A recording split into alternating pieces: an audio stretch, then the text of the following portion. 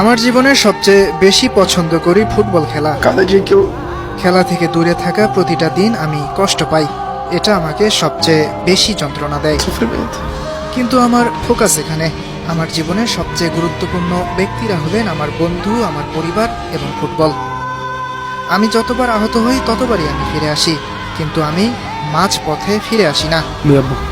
Neymar জুনিয়রকে নিয়ে নেইমারের পারিবারিক প্রতিষ্ঠান এনআর স্পোর্টস একটি ভিডিও প্রকাশ করেছে।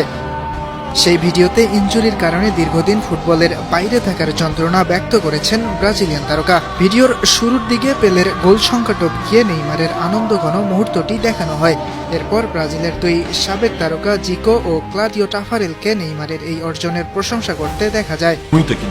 এরপর নেইমার নিজেই বলতে শুরু করেন, পেলের মতো একজন ফুটবল কিংবদন্তির গোল সংখ্যা টপকে যাবেন কল্পনাও করেননি।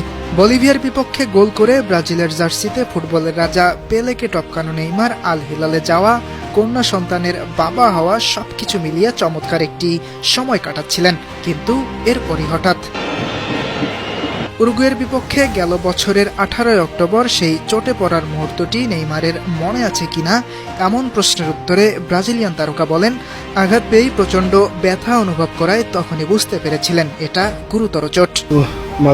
এদিকে 1 বছরের বেশি সময় মাঠের বাইরে থাকা নেইমারের জন্য সুখবর দিয়েছেন তার ক্লাব আল হিলালের কোচ হোর্হে জেসুস।